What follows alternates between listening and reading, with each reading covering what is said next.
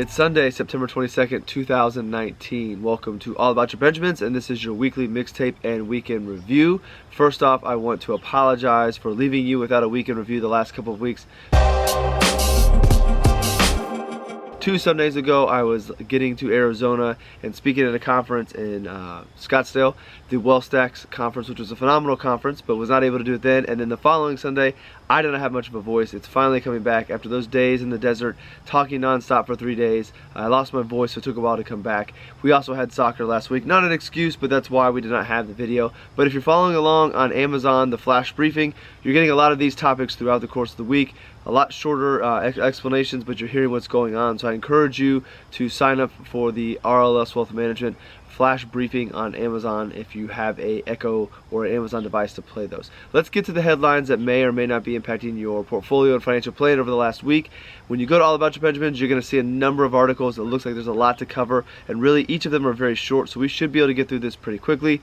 The first topic is the Federal Reserve. We've been talking about them a lot. They met. They announced that they were going to cut rates 0.25%, so 0.25 or 25 basis points is what you may hear people talk about if you're reading this.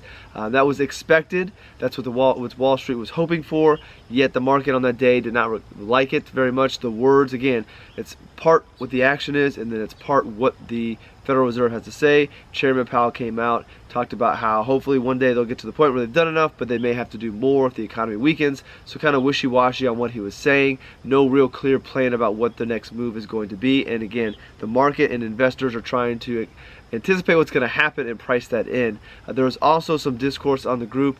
Not everybody thought that there should be a cut in rate, so there's a little bit of conflict amongst the Fed chair and his members. So we'll see where that continues to go. They're going to keep on being a part of the conversation.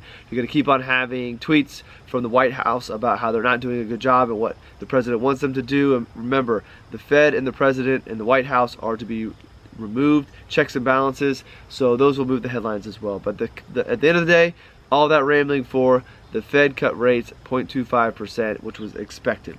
Next up, there's a lot of animosity, fighting going on over the Middle East. So we had Saudi Arabia oil fields attacked by what we believe to be Iran. So the U.S. intelligence says Iran is responsible for the attacks on the oil fields in Saudi Arabia earlier in the week. You saw that spike, oil prices up very high, and then they recovered pretty quickly as Saudi Arabia said they're going to get things back on much quicker than expected. I bring this up only because we're going to be sending troops over that area to support, and this may or may not end up to be a bigger thing. We saw what the impact could be to oil and what that could do for the long term.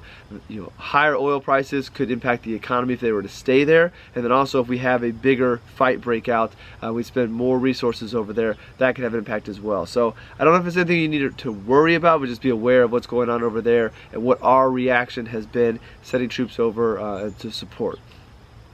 Going back to the Fed, I talked about this during the middle of the week on the rundown.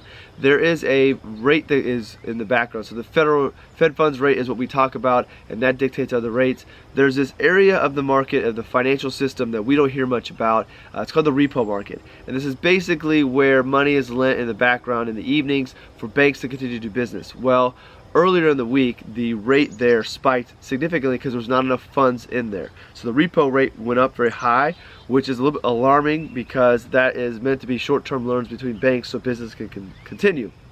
The reason people are talking about this is the Fed had to inject funds into this system for the first time since the crisis. I believe it was that long. Regardless, for the first time in a long time. And the concern is there something wrong with the banking system? And the explanation that was given, that I think is legitimate, we'll have to keep an eye on it, but the explanation that given was we had banks paying quarterly taxes, and there was also an issue of bonds out at the same time. So you have these two things that would pull money out of the system in the short term, which could have caused the problem. The Fed put money back in. They said they're going to continue to watch this. Nothing alarming at this point, but the headlines can be run into a scary topic of saying this is the first time since the crisis. It's another financial issue. They're looking into it. Until we find more information, I think it's just know why that happened, know why they're talking about it, and then go about your business. Some economic data real quick. The August numbers for housing came out and home sales rose. So they're suggesting that potentially the little lull in home sales has gone away. That could be because rates went down. mortgages were more attractive, so people went back to buying, or it could just be the normal ebbs and flows that we can't really explain, but just the way people do business. So August sales were up. Another economic number, the jobless claims number for the week was up less than expected. So the market was expecting 213,000 people filing for jobless claims, and there's 208,000. So unemployment numbers still look relatively good. So those are the economic data numbers to throw your way. The only other exciting thing is Apple released the iPhone 11, I believe it is now.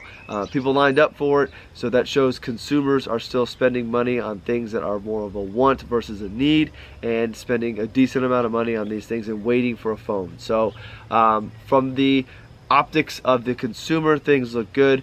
We've got the Fed stuff, we've got Saudi Arabia and Iran. There's a lot of things out there, a lot of headlines. So again, it all brings us back to my belief of focusing on the long term, focusing on your financial plan, having a portfolio that's diversified and set with intention for your plan, and trying to control what you can control, your emotions, your behaviors, those types of things. So if you have any other exciting things, you can always find me out on Twitter, hit me up, and I'd love to incorporate other things you'd like to hear about on these videos as well. So have a great day. We're off to church and then running errands. So have a great Sunday. I will see you next week. Tune in on the rundown on Amazon devices throughout the course of the week to get minor updates along the way. Have a great day.